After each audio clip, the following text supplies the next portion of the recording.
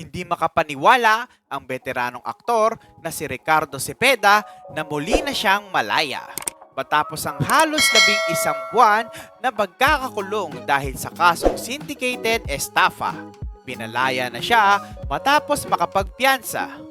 Sa eksklusibong panayam, emosyonal si Ricardo nang ipahayag ang kanyang hindi maipaliwanag na tuwa sa kanyang bagong kalayaan.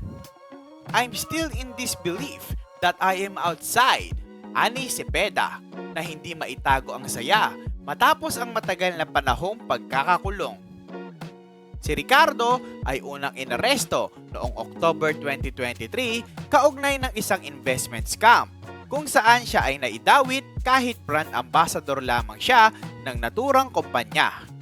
Matindi ang hinagpis ni Ricardo dahil kahit wala siyang direktang kinalaman sa operasyon ng nasabing kumpanya, siya pa rin ay nakulong. Noong August 2024, ibinasura na ng Branch 6 ng Apari Regional Trial Court ang kasong estafa laban sa kanya na nagbigay daan upang siya ay makalaya na sa wakas.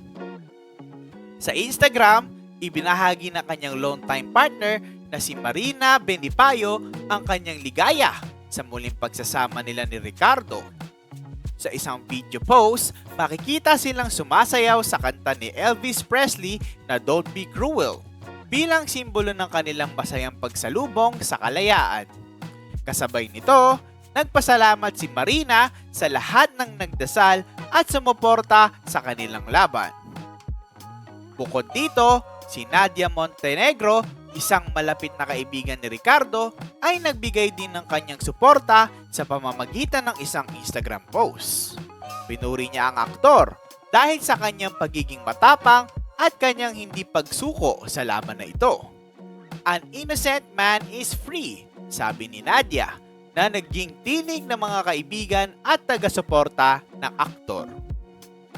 Sa kasalukuyan, si Ricardo ay abala pa rin sa pag-aayos ng mga legal na dokumento upang matuluyang maisara ang lahat ng usaping may kinalaman sa kanyang kaso.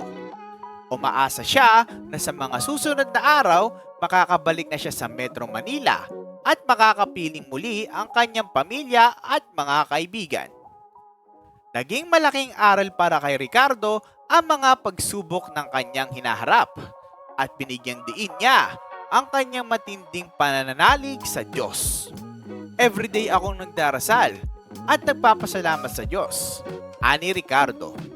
Ayon sa kanya, naniniwala siyang may mas malaking plano ang Diyos para sa kanyang buhay at ang mga pagsubok na kanyang dinadaanan ay bahagi lamang ng kanyang mas matibay na hinaharap. Hindi rin maitago ng aktor ang kanyang pananabik na makabalik sa pag-arte. Matapos ang halos 1 taong pagkakakulong, nais niyang bumalik agad sa trabaho upang makabawi at muling makapagsimula. At dito nagtatapos ang ating showbiz balita. Sa mga hindi pa nakapag-subscribe, i-click na ang subscribe button, i-like, at i-share. At i-hit nyo na rin ang notification bell para lagi kayong updated sa ating showbiz balita. So, paano makakita kits? Hanggang dito na lang muna tayo. Kita-kits ulit sa next video dito sa Kita Kits Showbiz.